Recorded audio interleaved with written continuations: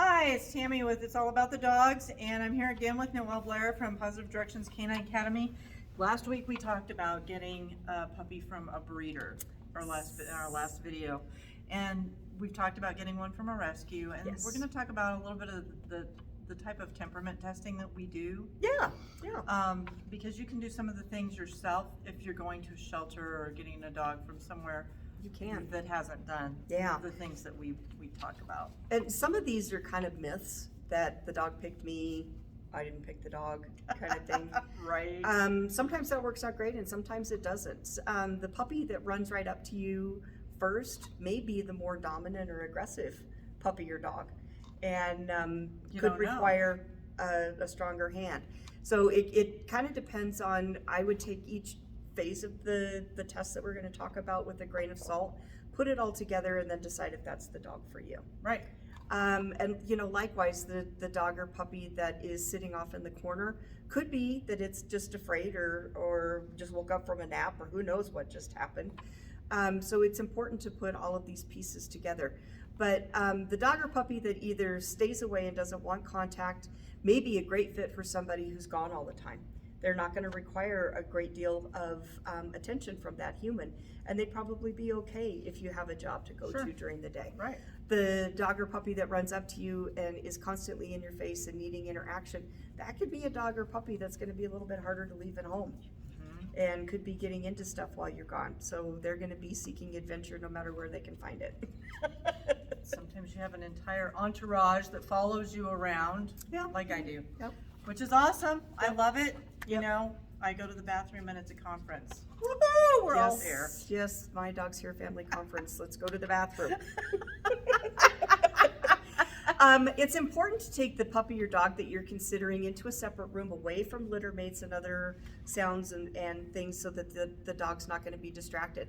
Take the dog in there and just walk around the room and see if that dog follows you around, or if that puppy follows you around.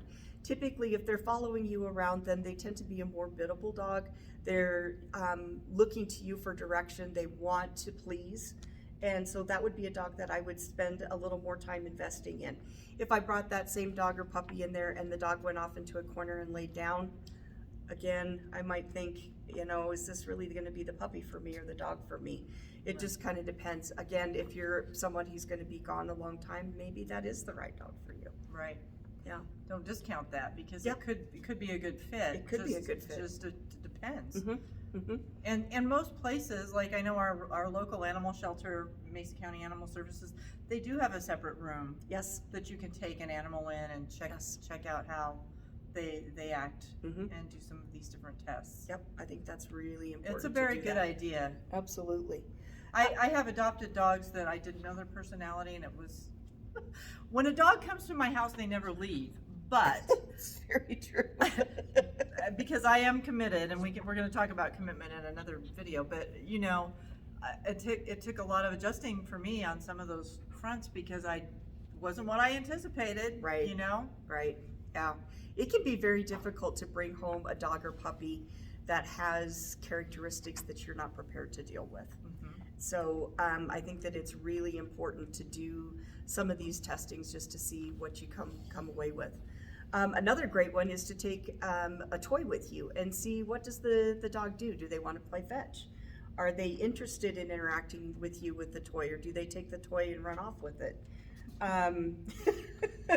Could be, if you like to throw stuff and go fetch it yourself, then that might be a great dog for you. But if you're looking for a partner or something, then throw the ball. If they bring it back, that could be a better And if fit. you're looking for the dog to not bring the toy back, get a setter. Exactly. Just they'll go get it and they'll take it somewhere else. You don't need that toy. You threw it away. Or race around the yard with it 15 times and try to catch me. That's kind of the way that goes, but Yeah, not all dogs are retrievers, but what the dog does with the toy is going to tell you a great deal about their personality. Try to reach down and see if you can take the toy away. Does the dog growl, try to hold on to it? Do they give it up willingly? Is there a fight to get it away from the dog? All of those things are going to tell you, what kind of issues that you may have to work through. Yeah, right. So, I think that's really important. Another one that I like to do is to drop something noisy or open up an umbrella and see how does the dog react when they're startled. Ideally, what we would want to see is that if the dog startles, that they recover quickly and they're willing to go over and investigate what it is. And I've helped you with several of those tests, and it's very interesting to see how the puppies react. Yes, it is. So you're looking for one that actually recovers and kind of is curious about it. Right. I'm not worried about whether the dog startles. It's does the dog startle and then go over and investigate and then act like, oh, that's not a big deal? Or does the dog bark and growl at it and or go hide? You know, those are things that would tell me that maybe we're going to have some issues that we're going to have to work through. Yeah. So I think that it's really important to bring something like that with you. If you've got another dog, then take that dog with you so that you can take them for a little walk around the. That's super important. To see if they're all going to get along okay. Right. Yeah. And it's best to do it in a supervised setting where there's another person, so if there are any issues, you've got one dog on leash and another dog on leash, and you can make sure that nothing's going to happen to you. You're already established. Do a pack walk.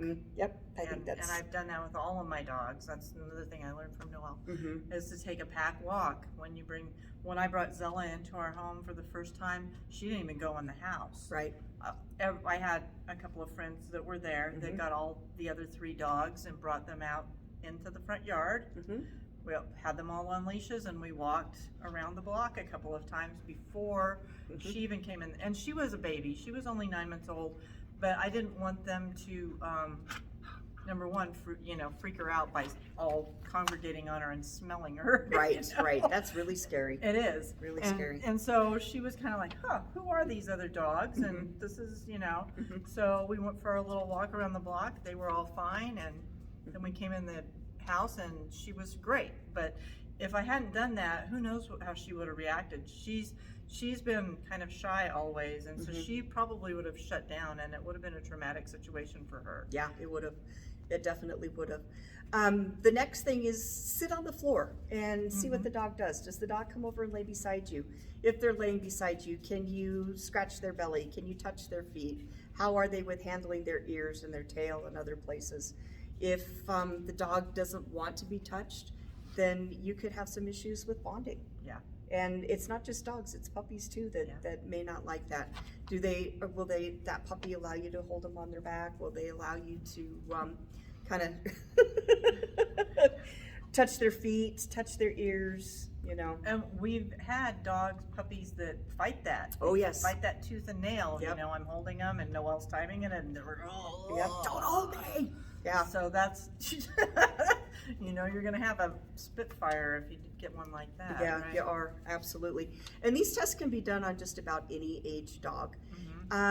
If you're looking for a dog with children, then bringing those children with you. How does that dog behave around those children? How does the puppy behave around the children? Also very important. Oh, so critical and important. Have the children run and scream and play and jump and see what does that dog do. Is the dog chasing the children? Is it trying to hurt them with their mouths? Then that may not be the best option for you. Right. I don't usually recommend herding dogs, especially ones that have a high prey drive, that are really interested in chasing something, with children under the age of 10, just because it can be really difficult for that family to get the dog to calm down. And kids are unpredictable. They like to run, they like to chase, they like to scream, and all of those things set off prey drive. Yep, and prey drive is your dog's willingness to chase it. When they chase it, if they catch it, they're going to catch it with their mouths, and that could be a disaster. Yeah, it could be a disaster waiting to happen. Yeah. Well, and older folks too, because you talked about that. If you've got a parent living with you, or you're going to be, and I'm thinking in terms of people my age, with an older parent, but you may be an older person, or your spouse is, 10 years older or something. Make sure that they go with you. Yes. Because if you're going to be having that dog around them, then we need to see how it acts with them as well. If they're not going to get knocked over, Right. Or something like that. Right. If they have a cane, a walker, a wheelchair, anything that might be weird to a dog. Right. Exactly. So I think that it's really important that you don't just go and look in the box or walk up and down the aisles and say, well, that's a cute dog, let's take that one home. Mhm. Spend a little bit of time with that dog or puppy. Get to know them a little bit before you take them home. Ask them if there's a return guarantee. If something were to happen and you got the dog home and things weren't quite what you thought they were going to be, are they going to be able to take that dog back? Are you going to get your money back?